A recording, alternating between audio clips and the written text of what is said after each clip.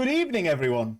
Bonsoir. Buenas noches. To all our viewers in the magical land of Bundle Thwas, a very fizzledy wop wop wop to you. To anyone turning in from Scatland, and finally, if you are joining us from Vogue Dimension. Anyway, welcome to But Suddenly, the show where 5 straight white men prove once and for all that they are the least well equipped to handle representation, diversity, or really anything ever. Triangles. We can't even be trusted to write a proper introduction. A pretty bonnet. But I guess that's all part of the fun. Or whatever you want to call this. In each episode, one of the 5 of us adds to a sprawling script, writing the rest of us a part or multiple parts. Engine overspeed. Other than the writer, no one has any idea where the script will go or what our characters will say. Muddle schnugs. Clippity clap, clap, clop, eggplant. So far, we've been introduced to characters with varying levels of useless superpowers, a time-conquering supervillain, a mysterious doctor, time loops, portals, secret operations, shouty colonels, samurai ghosts, interesting backstories, multiple weirdos, and much, much more. Anyway, dear viewer, singular, we really hope you'll enjoy the show. Without further ado, I seem to have made a boo-boo. Fuck! Here's But Suddenly.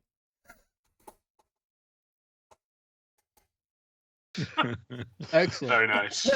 Thanks, Butch. I really enjoyed that.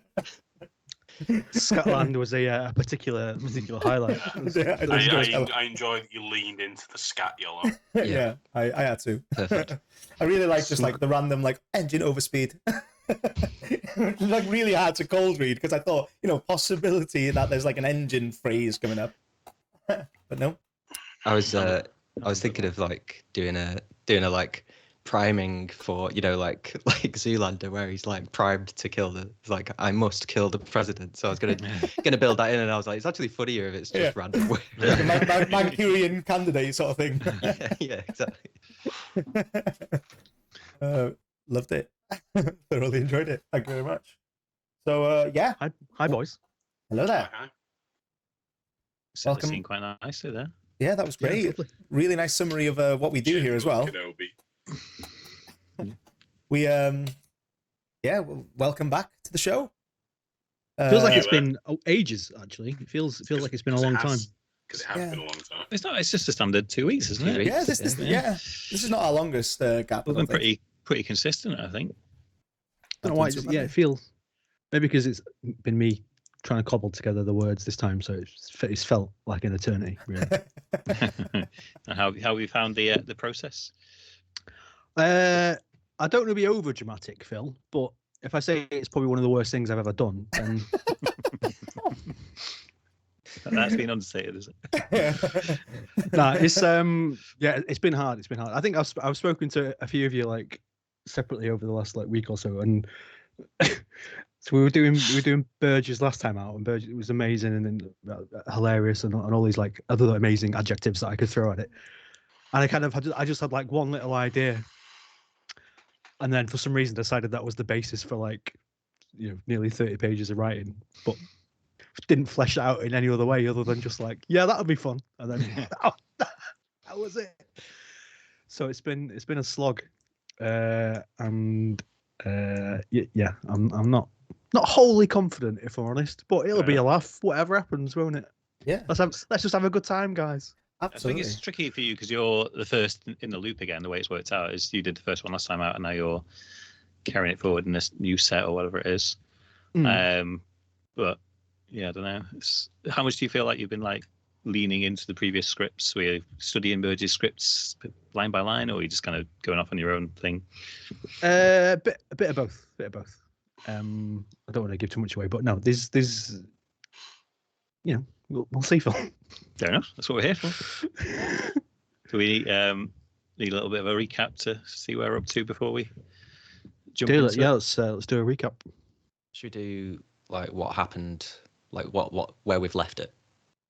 Well, so I've left it. I think it seems to become a bit of a thing now. So I've left in like kind of one page of the last little bit of the last script. So we've got like a previously thing. Yeah. Previously on, but suddenly. Exactly that, yeah. So I don't know if you want to do like an overall recap. We sometimes do that. We can do that if you want. I'm basically just giving Iolo an opportunity to use one of his transitions. Yeah, absolutely. So are we doing it? Okay, who's doing it? Who's doing it? Luke. Sure, let's do it. Tell me when. You missed it completely. Well, you've not got it on the screen on Skype. So, how am I supposed to see? I'm sorry. You should be. We're flying blind at the moment. You set me up for failure there. I had no idea. That you guys couldn't see. I was wondering, like, I was like, oh, I don't know. Yeah, sorry about You that. set me up for failure. I forgot that you didn't see the screen. Okay, you ready, Luke? Let's try again. 3, 2, 1. Decent. Excellent. So I'm looking forward to the point that like there's like 100 episodes and we have to recap them all. There used to be back in ancient history these 5 guys. Especially if there's like a callback to a character from episode 7 or something. Yeah, it's gonna be cool. Yeah. So yeah, we've got as mentioned in the introduction, we've got 5 useless heroes. They have strange powers, and they were dropped off by a mysterious bus at a mysterious location. Following that, we were introduced to time travel. We got to time travel, episode 2. The natural progression. Was it following that? Yeah. Well, we found out that the 5 heroes, which consisted of my character Ramon, who can control smells. My character Ted, who seems to traverse through time. Sometimes he's forced to go older. Sometimes he turns up younger. It's Ted. Ellie can kind of summon ghosts to an extent. Maybe. Zeep can photosynthesize, pull photos from thin air that have some inclination of future events or past events. I've not explored it enough yet. Which is quite relevant to where we left it, wasn't it? I think. Yeah, and Phil killed my character. So Brutally murdered him. So beyond the 5, you also the voice of the Colonel, who says maggot a lot and swears. He does so. Starts every episode with a screaming Colonel. Yeah. Just comfortable ground for us all to scribble in. I think it's a great exposition of advice. Just having going like, right, this is where we are right now, and this is where we're going. Yeah, the thing that I killed your character. I think that's kind of part of it, isn't it? Is got once you're the person who's writing the script, you've got total control. Like someone might have an inkling of where something's going, and then you can just essentially do what you want with it. And he was brought back to life. Yeah, indeed, Philip Roberts. No explanation. Yeah. Oh, hi guys. Aaron, I thought you were dead. I thought you were dead. We quickly after that we established that they were getting monitored by Skimpanadius, also played by Luke and Adam, and then we were shortly after that introduced to the supervillain of the Debonair, who has henchmen, which are played by all of us. The Debonair, played by Phil, absolutely excellently. Oh my gosh, yeah. Following that, we were introduced to more characters. We were introduced to a sort of like a B Team 5, thanks to Luke's episode, where we had a wolfman, a tree person, a woman that cried and infected you. We don't know. We don't know that's her power. No, that was dog. She lost a dog. The guy who could sort of, he seemed to like enter people's minds somehow. Yeah. Garth, wasn't And it? the guy with the fist. Oh yes. Oh yeah, punch power. He's also dead. He died as well. Yeah. So we've had one from each of the sets of 5. Deceased in the current timeline. Yeah, in the current timeline. Whatever that means. Because we established that. Yeah, because we established that the Debonair exists in a timeline where all this has progressed already, and he successfully gained the ability to travel through time. So he's essentially the reason he's monitoring that timeline is to ensure that timeline progresses as normal, and then this is the first instance where that timeline doesn't progress. So we've got timeline B, which goes to shit, and timeline A, which we're following at the moment, which seems to be going its own way. Do you know what? I've just connected a dot there. I don't know if that was, which we haven't even touched upon. It would only make sense for the Debonair to be monitoring time if someone else had access to time, which which we know that to some extent Dr. L does have access to time. So it's kind of like Or the way that my headcanon, because I've thought about this a lot this week. My headcanon was that his meddling with time. He's concerned that his meddling of time will create a butterfly effect that'll stop his version of events from happening. So he's monitoring the timeline as is to make sure that his meddling of pushing out henchmen to feudal Japan. If that was the case, he's got access to time, so we could just leap forward to see if he's had any kind of effect. Yeah, so I suppose so. It would necessitate an outside force. We're 6 episodes in. Don't worry about it. I'm just like completely trampling over what could be coming ahead. Yeah. It's not even that. It's like I love that we're kind of we're like prophesizing and like trying to predict what's going to happen to characters that we're in control over. I'd love it if the guys who wrote this show took it in this direction. Yeah, it'd be really interesting if this happens. Yeah, would you? Give it a whirl. Who knows? Right? Well, that's the thing, though, isn't it? Because you never know what anyone's going to bring to the casket. That's right. that voice, Zeep dies. So, following on from that, we had some kind of a breaking into the facility. Skimp and Arduous. We found out some backstory to Ted's character and found out his backstory. We found out some backstory to a lot of characters, actually. We found out Ramon's, Ellie's, and then the base got invaded. Skimp and Arduous came and took with him Ellie, Ted, and Ramon. Yes, Your sorry. character. I forgot my character's name. yeah. I forgot about that because all I remember was Lizard Queen from the following episode where they travelled through time, met the Queen who was a lizard person. Who's just a head now. Who's just a head now, but she can like regrow her body. We established that. And we travelled to Field Japan to meet Clyde, who was pushed into Field Japan in the second episode. So, yeah. But seems to use that time wisely and became a Ronin. Yeah, a Ronin. Kind of badass. And we got to see a demonstration of Ellie's power. She summoned the 47 Ronin. But they were somewhat intangible. That was cool. Yeah. So, it's fairly Just interesting. ghosts. Just ghosts that can interact with anything, which I absolutely love because she can essentially just ask ghosts for advice. Yeah. It would be really interesting from our perspective, from a script point of view. She can't necessarily summon Genghis Khan's army to destroy everyone, but she can ask John F. Kennedy some advice about a speech or something, which I love. I absolutely love it. And I think that's brought us up to date. Where did we leave it off? Where did we leave it off? Sorry, just one last thing. Oh, we'll see that in the script. We'll find out. I feel just on a quick note, I feel like as we progress, we're going to have to condense these little intro recaps a little bit. Yeah. I know. We basically just went through all 5 episodes. Oh my god, I know. 100%. We're gonna have to summarize those a little bit somehow. Yeah, Absolutely. Can we just choose to blame Yala? Yeah, blame me all you want. Our favourite point of contention. Luke, shut up and give me a transition sound. That was a good one. Solid. That was solid good. One. That was really one. good. I think that's one of the better ones as well. And I'll leave it in your capable hands, Adam. Am I scrolling? No, you can't. You have to open it yourselves. Remember? Okay, fine. That's right. You can try and read it from there if you want. I'll scroll it. I've got my own version. That's fine. So, but suddenly, episode 6, there's something about Colin. Let's go one page at a time, Yola, because I don't want any spoilers. All right. Okay. Yeah, that's fine.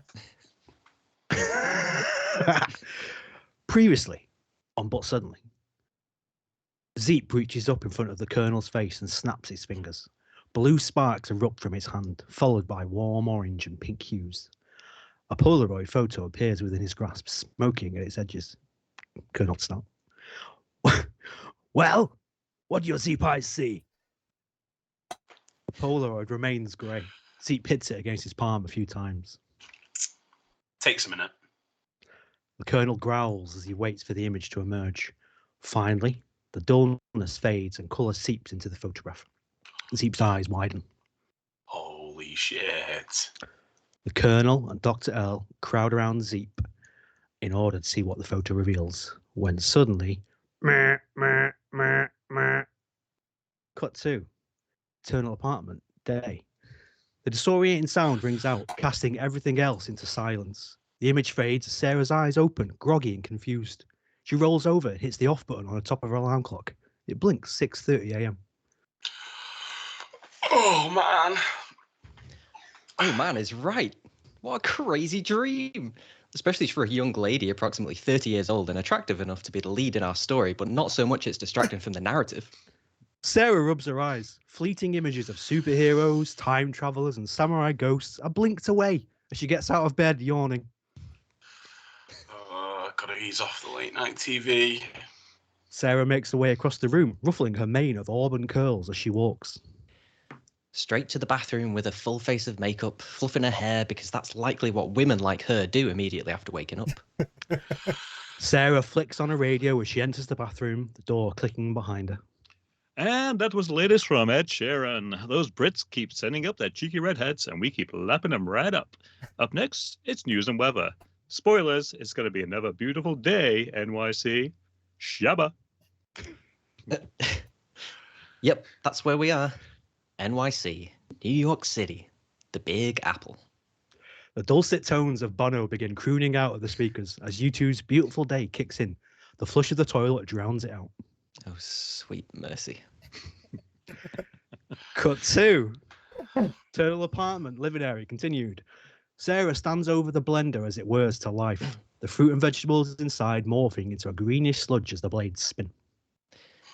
That's right. Eat your greens. It's important to keep healthy. The deafening sound of the blades die down and we hear the final notes of Beautiful Day in the distance. Jesse, rise and shine. Oh God, here we go. There's a clattering and a general sense of movement from elsewhere in the apartment. After a few moments, a very attractive and half-naked, top half, man appears, flustered and attempting to throw on a shirt that's clearly missing some buttons. Is that what you meant? I just want to see what you do with it. Hi. And you are? The man is about to answer when Jessica, 30s, wildly confident, appears behind him. There she is, Jessica, just in her underwear, not phased at all. After all, this is standard behaviour for all female roommates. He's yesterday's news, Sarah. Don't get involved. But I thought we... Oh, you poor bastard. Look, we had a reasonable time, dollface, but you adequately met my sexual needs. But this bird's gotta fly. She said in perfect female millennial. This is mad. Jessica hurries yesterday along and to the apartment's front door, pushing him through it. She slides the chain lock across before opening the door a crack to throw through a rogue shoe that had been dropped in the commotion. Call me. What a character she is. Let's find out more. Oh my God, I thought he'd never leave. I tell them all, don't I? What do I tell them, Sarah? Gone by 7. Gone by 7. Oh, I was meant to do that, sorry. Yeah, you I missed that altogether. I looked try at my that name. together. Try 1, again. 3. 1, Okay. 2, 3. Gone by 7. 7. Beautiful. Exactly. And that one was really pushing it. I think he even mentioned breakfast at one point. Ugh. I mean, honestly. Honestly. You don't think you're a bit harsh, Jess? Poor guy didn't even get a chance to tell me his name before you kicked him out. They're not important enough for names, babes. Merely side characters. I think that's a cold way of looking at people. He said the same about the last few too. Honestly, it's like you're just trying to keep them, I don't know, two-dimensional or not fleshed out in any meaningful way. Uh-oh. She's getting too meta again. Let's just steer this conversation somewhere else, shall we? Onto more pertinent topics. Jessica strolls over to the counter and grabs a bagel from a large plate full of other breakfast offerings. She also pours herself a black coffee from a large jug warming on the side. Man, I just love an authentic New York bagel, don't you? And a steaming cup of joe. Especially when it's all just laid out like this. Nothing beats it. Sarah nods as she sips her smoothie straight from the blender jug. But enough about me, my love. How did you sleep? All right thanks. But I did have another one of those strange dreams. Oh God, again? That's been roughly the same night of the week for what? 4 weeks? 5. 5. 5. Fantastic. That's all right, darling. Nothing that weird should go on for that long. What happened in this one? It's a bit of a blur, really. The main thing I remember was a man with the body of a chicken. Or was it a chicken with the body of a man? I can't remember now. What do you think it means? Oh, I don't know, babes. I'm sure Dr. Freud would have a field day with it, though. It sounds mental. Anyway, best not get bogged down on the past. Onward and upward, eh? Tell me, are you excited for your big date tonight? Sarah's mystery man. Sarah smiles. Oh, I really am, Jess. I never felt like this before. Colin's such a sweetheart. Colin? You've kept that quiet. What the hell kind of name is that? It's British. Meant to be American. Apparently, it's like really exotic name over there. It's a good name. I'm changing it. French fries with cheese is really exotic over there, babe. Best not take things too literally. But I want to hear all about Colin over lunch today. Is Parks coming? Yeah, you know her. Wouldn't miss the chance for a Pinot at 12. That's my girl. Right. Best be making moves. I've got to hit the shower, then hit the gym for 7:30 spin class before hitting the shower again before work. Probably. Start joining. Why not? Fine. No rest for the wicked, eh?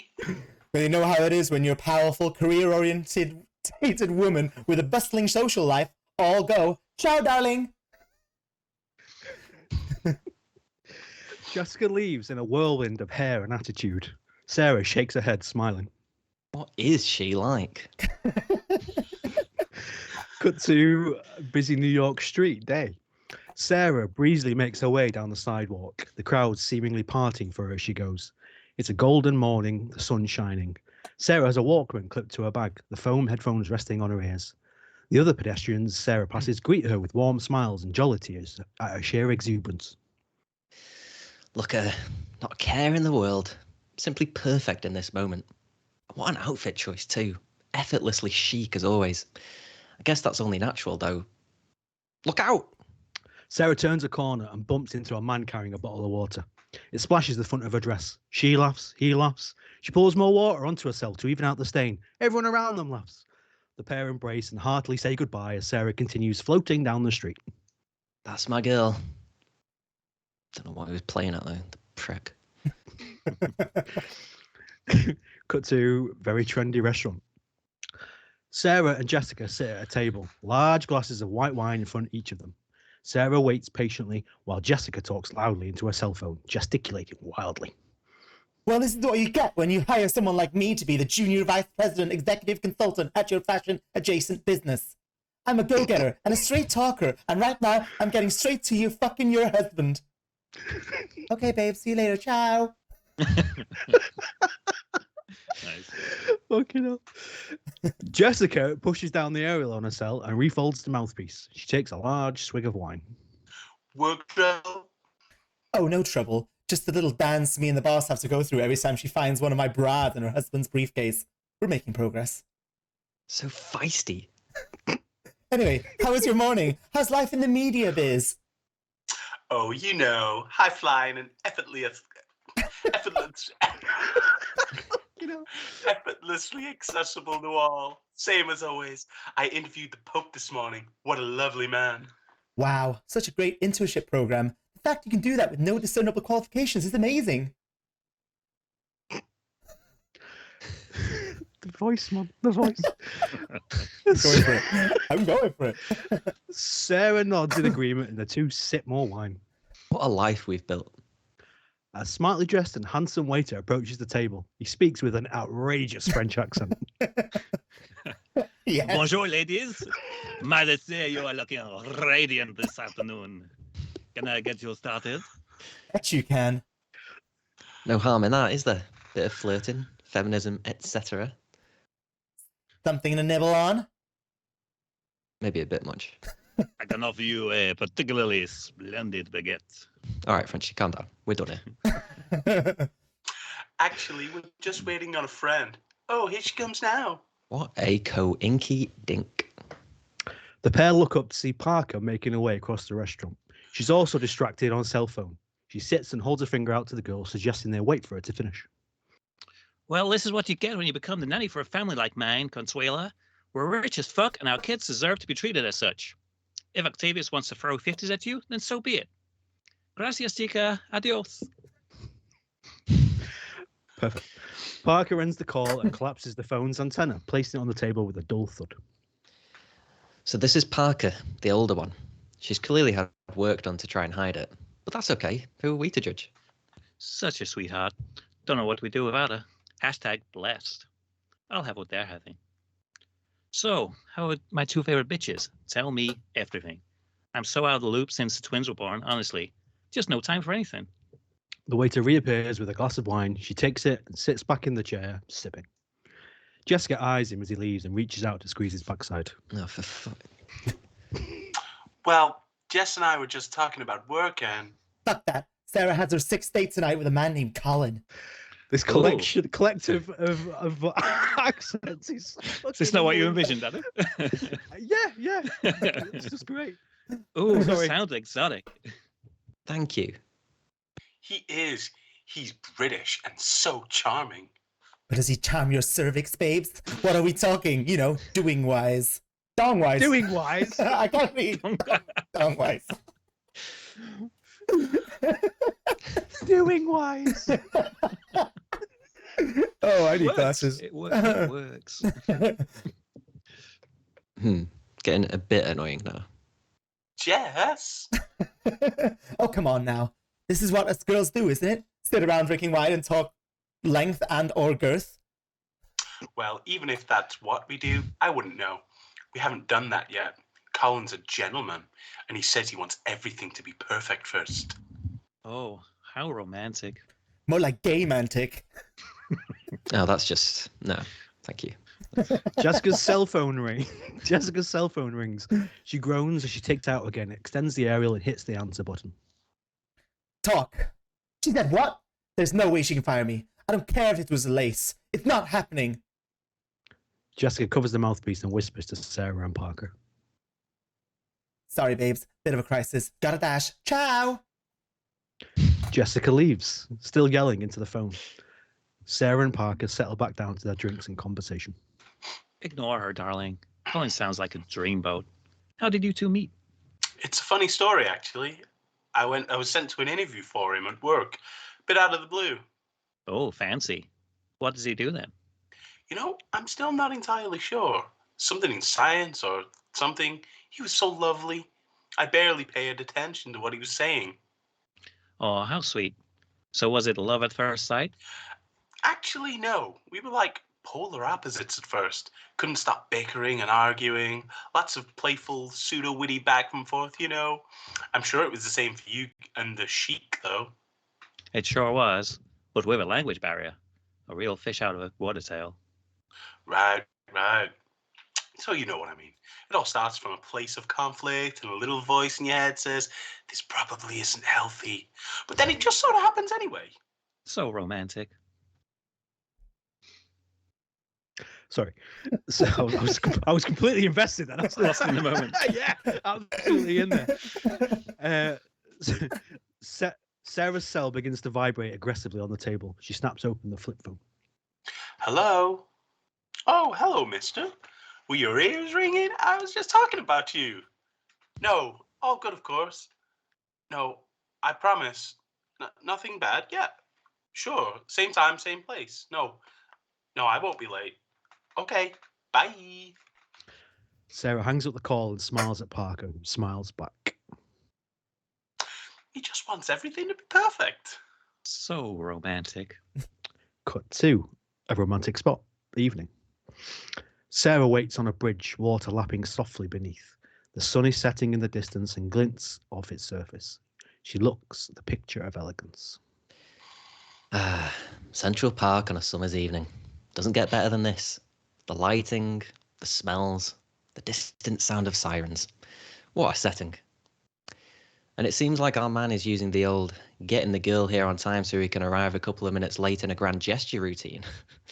Classic. Behind Sarah, a gleaming horse-drawn carriage pulls up. The sound draws Sarah's attention and she turns. The carriage driver climbs down from the seat and opens the side door. Out steps Colin Good, a vision of chinos, rolled up shirt sleeves, bouncing hair and white teeth. The setting sun catches his attainably handsome face perfectly. His arms outstretched apologetically as if to say, gosh, I'm just so damn charming, aren't I? See? Sarah gleefully races toward him. He waits, arms open. She launches onto him and he twirls her in midair a few times before setting her down. Oh, Colin. Oh, crikey. Well. Perfect. This is amazing. I love it. Right, well, giddy up. Fantastic. Hop in, milady. Colin helps Sarah up the step into the carriage, kissing her hand as she goes, as he does. He climbs in after her, shutting the door. The carriage moves forward. What a gent. This is a guy who's got it figured out. Inside the carriage, Colin pops the cork from a bottle, pours and hands Sarah a glass of champagne. Oh my, thank you. Colin raises his own glass and clinks them together gently. To us and to perpetual perfection. They both sip. A moment passes in silence, building towards awkwardness. You know, champagne is named after a particular region in France. It doesn't exist anywhere else. It's a common misconception one hears about French champagne, when in fact... All champagne is... All champagne is French. Anything else is just sparkling white wine, of course. You heathen bloody Americans can't tell the difference anyway. Hence the mistake, I suppose. Isn't that fascinating, Sarah? Fascinating. I love it when you explain things to me, Colin. I could listen to you explain things to me forever. Right. Well, it's a good job, I'd say. He winks at her, smiling. She giggles. The carriage rolls on. Cut to New York Street, night. Colin and Sarah stroll down the street, arm in arm. It just really tickled me. Which bit? Just Colin in general. Colin's great. Colin and Sarah stroll down the street, arm in arm. Sarah has a cream blazer wrapped over her shoulders, presumably Colin's. And that's when I knew I had to get away from my family's small-town cheese business and move to the big city on my own. Gosh, I admire your bravery. It's to be commended. To come here on a bus with just a single suitcase and a plucky attitude and turn that into the life you lead now, well, some might say that's improbable. Impossible, even. That's not me. Why did I? Sorry. Impossible, even. Authoritative. But here you are. Here I am, and here you are. She leans in to kiss him. He dodges her advance. Oh wow. Well, look, Sarah. A local flower vendor. How quaint. Colin rushes over to the flower cart, handing the dishevelled seller a huge wad of cash. I'll take the lot. Cut to another New York street continued. Colin strolls down the sidewalk, looking pleased with himself. Sarah pushes the flower cart alongside him, its wheels wobbling and causing her to lose balance every couple of steps. You know, you really shouldn't have. Oh, it's really no bother. Anything for you, my dear. I want this evening to be positively perfect. It's always perfect with you, Colin. No. Oh, haha. Well, that's good of you to notice, isn't it? And so far, my dear, the feeling is mutual. You're certainly ticking all of my boxes so far, if you know what I mean. Colin wiggles his eyebrows in Sarah's direction. She smiles back, slightly confused. There's just one last surprise in store, which I know you'll love. It's going to be... Perfect? Perfect, yes. Cut to balcony of the Empire State Building, nighttime. A twinkling New York City stretches out below, moonlight dancing off the Hudson in the distance. Colin and Sarah take their seats at a lone table on a terrace, illuminated by fairy lights. I mean, give the other men a chance, Colin. Make it fair. Colin, this is incredible. How did you... I didn't even know there was a place like this up here. Colin claps twice into the air. A suited man appears from the shadows playing the violin. Colin looks slightly irked. My goodness. Seriously, how did you... Colin claps once again, cutting Sarah off. Another suited man appears with a bottle of wine and fills the glasses on the table. Bugger. It was supposed to be wine before music. 2 cues, gentlemen. I gave you 2 cues. You can't just get the staff, can you? Apologies, my dear. Colin laughs nervously.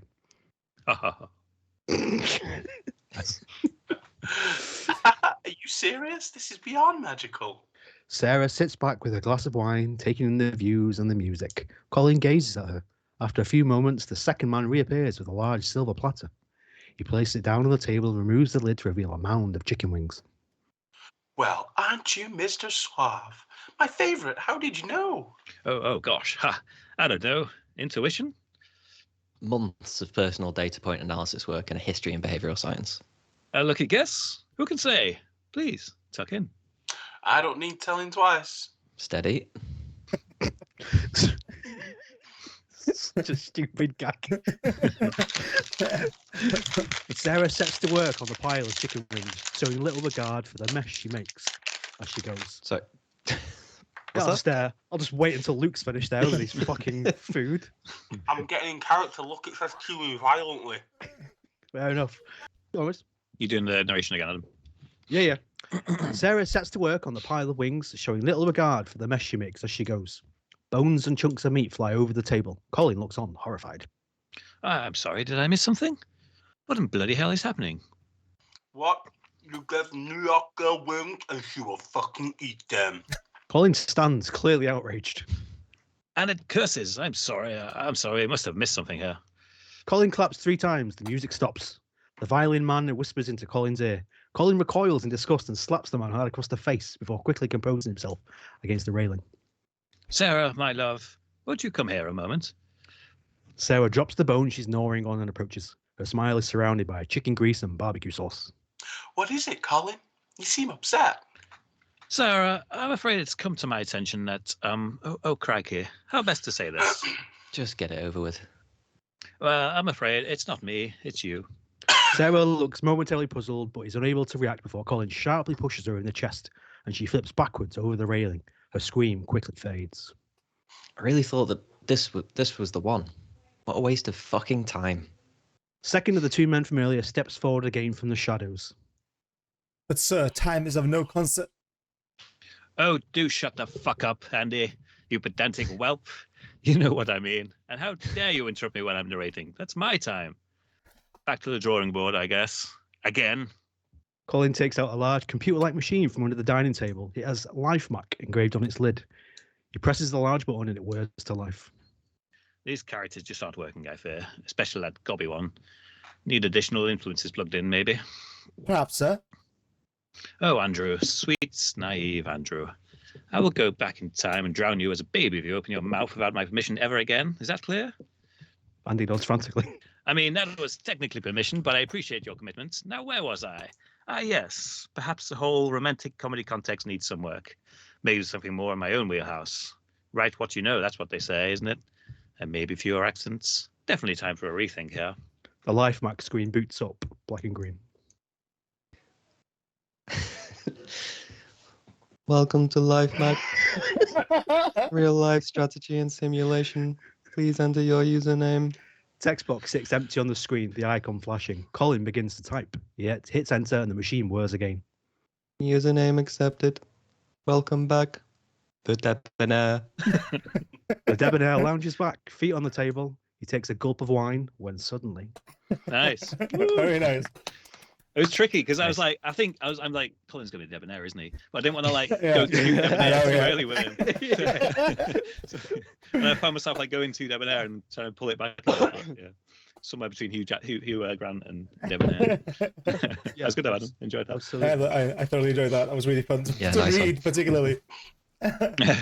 Really I'm enjoyed it. guessing that you wrote backwards from that. Your idea was the debonair on a date or something, and then it was setting that up because now, having gone through it, I can really see how you set this up. It's really nicely done. Kinda, yeah. So my original idea was literally, I'm just going to do something completely random, completely just left field. What if I just write like a really kind of tongue-in-cheek romantic comedy and try and do that? And then very quickly realised that A, not very good at that.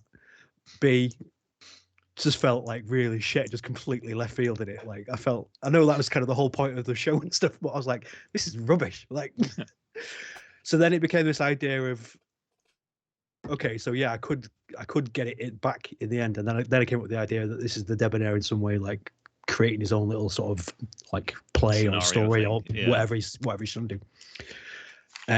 So then I went from there, and I I'd already had the idea of having a narrator in it as being like quite kind of sarky and just pointing out the ridiculous tropes of what was going on.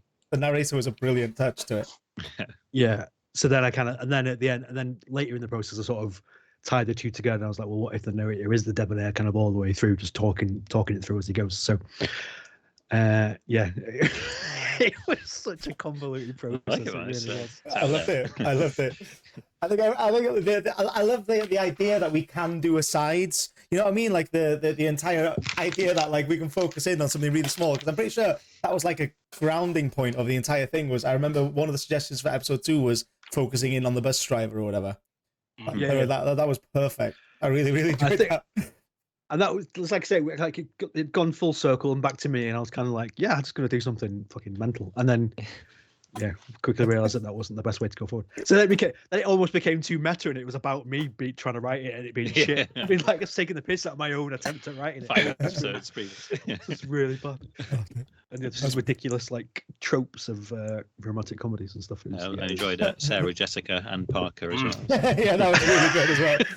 That was one of the first little like mini jokes I came up with. Like, what if I have 3 characters and they're called Sarah, Jessica, and Parker? I think sorry, go on. That dawned on me like way too late as well. Like I think I only got that like right at the very tail end. Like, oh yeah. I enjoyed I think it was the right choice to transition the accents as well to a more New York vibe. I think that went. I assume that's how you heard it in your head. Yeah, it was. I thought like the line near the top where the narrator's like, "That's where we are, New York, the Big Apple." I thought that would be like the trigger point for it, but he did. NYC. Well, to be fair, it's kind of like resonated quite well because at the end where he said, "Not as many accents this time." Exactly. Yeah, exactly. So that was written on in the hope that there would be accents. Yeah. That only dawned on me when I saw like he's a British guy, and I was like, why are they distinguishing? Oh wait, yeah, New York. And I was like, let's go, like dial up to 100. Oh, yeah, the pivot was amazing though. Like, were you doing a kind of lisp, Iolo? I think it was initially. Yeah. Like nuanced accent. A nuanced lisp, yeah. She's got a lisp. She's like very, she's got like, even though she was meant to be 2-dimensional, she's got that little bit of an edge, little bit thing of like going through. That was great. That was really good, mate. I thoroughly enjoyed that. I've got to say, I feel a bit sorry for Sarah. She's getting pushed off a building. Yeah. Yeah, I mean, I guess the question, and to be fair, this is how poor my writing was. I don't know whether she's actually real or not. So take from that what you will. Yeah, well, is it a simulation? If it's me in the next episode, you're going to find out. Yeah, I know, yeah. What's I didn't know whether photo. Yeah, that's. I mean, yeah, exactly. So that I feel like that hangover is he seeing a date? maybe he is. Yeah, I guess that my God. That cliffhanger's still there to explore, I suppose, if anybody wants to. This is where we all do like aside episodes, and like we don't get back to Zeep's photo for like 6 more episodes. the aside season, where we just get to write shows that we want and like make it out like it's on the life back. I kind of like that idea as well, though. Great, I loved it. It's so funny trying to write like what you think is like a bit of a twist or like a reveal kind of thing, and you very quickly realize that, or like you start off like, oh, this is going to be great and no one's going to work out. This is the debonair at the end, and then when you kind of reading it through, you're like, oh, it's actually quite obvious, really. I wasn't sure, to be honest. It was really awkward because I was like, I just found myself looking at this debonair and needing to like pull back from it because it was like, which is great, and that was perfect. And I obviously, because I didn't choose like who you were going to play until I finished the whole thing. Because I was wrestling with this idea of like, well, sure, shall I make Phil the narrator, or is that too obvious? And then, or should I even make Phil Colin? And I thought, well, I have to make Phil Colin, otherwise it doesn't really work. And then, yeah, it was like a whole kind of like wrestling thing about who I was going to make play who. But yeah, it had to be you playing Colin. I think Phil. That was. I think to be fair, I was always going to default to that sort of voice anyway. So it's like, that's what I kind of had in mind. So like, I knew even it didn't clock on. Yeah, I knew you'd pick up on the kind of the Hugh Grantness of it instantly, which is fine, and you did, and it was perfect. And then I was hoping as he got more aggressive toward the end, it might just naturally flow that way anyway, and it did. So it was really good in the writing, to be fair. So that's good, man. I very much enjoyed the Lord of the Rings reference in the opening sentence. What do your that- Z-Pies see? That was That was Burge. Burge. I didn't write that. Oh, yeah, it was Burge, wasn't it? Oh. I Burge. really yeah, like this yeah. bit that you did, right? Didn't get a call out last time, didn't we? So it's... But like, well, until like I think it was up until Phil started speaking in that British accent, I was like, oh, that's brilliant, Hugh Grant, and then I was literally like, oh, well, British debonair. That's only when it. But before then, because she's had the dream, I was like wrestling with the idea of like I thought it was going to be that like I don't know, she was like in a different timeline or different reality, and like steadily throughout it all, she was going to see like flashes of things that happened because like. I think there's what is it? There was one thing that was in the thing that was like, oh, that's been in the like, previous episodes. I think that's like flashes of previous episodes going to be there, and like it's going to be like a Matrixy sort of thing. And it's only when Hugh Grant came out that I realized, oh, maybe it's the debonair. I really like that. The debonair is becoming like a massive thing in this thing now. Yeah, it's just. It's like undroppable. He's ridiculous. Like a star striker. It's like say I was just right. I was like, I'm going to do something completely different, and I was like, well, Debonair's great, isn't he? I can't like. It's got to be in there somewhere. We've been given 5 superheroes to play with, and we're playing with the supervillain so much more. Yeah, it's the super. It's the So much supervillain, more and it's, interesting. Dr. L as well. I think is the other. Oh, Dr. L's brilliant. The other Yeah, I do The, love Dr. L. go to. The line towards the end, like the debonair saying, I'll go back in time and drown you as a baby if you open your mouth again without my permission. Like that. That's just like it's so fun to write those lines. It's 100%. really so good. Get to bend when you're typing that out. Yeah, he's literally saying like, "What's the worst thing I could possibly take?" So, who do you in your head canon picture Andy to be? Which one of the 5 is Andy then? Andy, I think he's only the 5. So Andy, this is where I pulled from some of the previous. I think Yeah, it was yours. that was a name, wasn't The- it? From Oh, I think was there a it's name the, there? Existence. I think it's the, Andrew or something. Yeah. the mouth is Andy. I Yeah. think you refer. Right. There's a It's point like, where he goes Andy. like, "Damn it, Andy," and that's the mouth. Yeah. So I was like, right, I'll call him Andy. That's completely got it. I just And then- thought you and that's named one of where- them. I was like, that's cool. No, and then that's where I came with this idea of like this thing about like not opening his mouth without permission. So I was like, okay, maybe that sort of leads on a little bit to this idea of him being the voice later on or whatever. Yeah, so I dropped like a few little kind of hints and things in every now and again. And I just try to keep it vague, I think. Like, so the whole idea that he's just kind of essentially watching rom-coms, he's trying to like spin this world of like, this is how things exist in rom-coms. Which is essentially what I was doing while I was writing it. Yeah. It was kind of like interesting as well that Burge's introduction talked about how us as white men like fail to sort of like represent women and all this, and Yeah, literally I was just like, exactly, that's yeah. how women are, isn't it? Exactly. I loved it. It was very perfect. Yeah. I did nicely. Ideal. That was good. Ooh. I also So, enjoyed the radio DJ. I think Oh yeah, that was fun. yeah, that was a lot of fun. That was great. So And yeah, sort of such a cliche to go to Beautiful Day as well. I think Yeah, beautiful day. classic. Yeah. I like the little just shabba. Yeah. Those are the kind of things that you're writing, and you're like, as soon as like, I'm not, well, you did it afterwards, but I always sort of like picture the person reading the line, and it's so hard to just not like add like a line like Burge did to me in the introduction, just going like shabba at the end, just knowing that someone has to read that. Like, I really like the ciao. And I can picture the phone as well. I can picture like the like the old school phones that they have, and they put the thing down and they have to flip it up close. Yeah, that was also so they've all like I probably maybe didn't come across. I don't know, but the idea was they all had just like vague sort of bits of technology from different times. Like some had like flip phones, and then big phones with aerials and Walkmans and all kind of random shit dotted around. So it's like I think the idea was it was just cobbled together was what I was trying to. Again, you might say it ironically, but cobbled together by a man who doesn't know what he's doing. It's good though. Nice reveal. Yeah, and I really like. I do love an aside. I know like we were like, oh, you're allowed to do time in the second one, but I did really enjoy having it get into like actively do an aside because Luke possibly had like the 3rd episode planned. I was like, I love the idea of just being allowed to go to the side, like anywhere in the periphery or in the sort of background. It's great. Such a great idea for like an episode. We were talking about it beforehand as well, how we could literally go anywhere, and it was You went Yeah, anywhere. he literally went anywhere. Yeah, went to New York City. The Big Apple. Should we decide who is going next? Yeah, Do it. spin. Sure.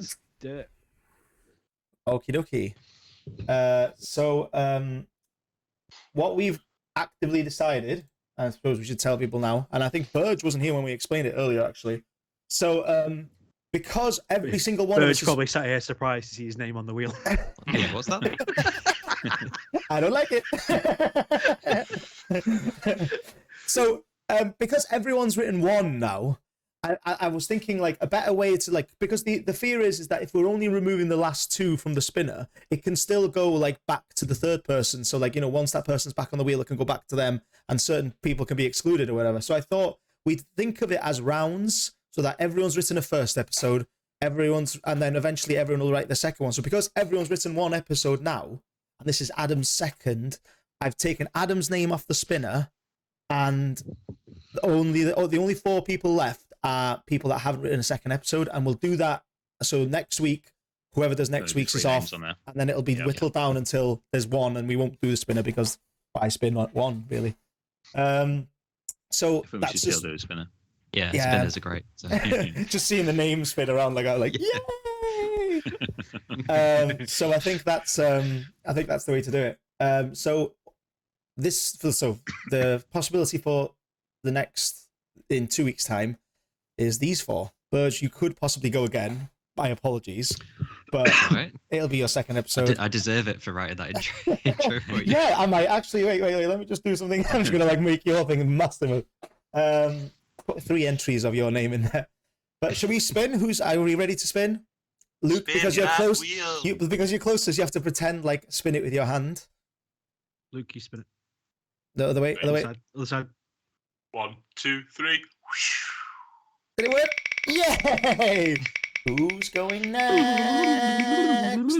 Burge is going next. This thing likes you, Burge. I feel it's only fair, Burge. Are you okay with that? Yeah, of course. Cool. That's perfect. Fine. Excellent.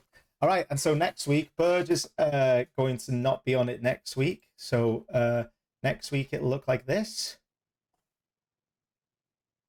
Invisible? It'll just be invisible. No, there it is. So those are the 3 that have yet to write. So Burge, you are next. Great. I look forward to it. It's just what I wanted to happen. The funny thing is you could literally write your own cliffhanger now. Yeah. Yeah. Which is great. This is the resolution to the thing that I set up. Last week you're like, let's see what these guys do with this. And now it's like, oh, I've got to. I feel it's only fair that Bird gets an aside, and maybe like we actively tell him he doesn't have to do the that because it's yours. You don't have to actually have to do it. You have full. You can go do an aside as you want, really. Just waiting for a kind of a dark drama set in Northern Ireland during the Troubles.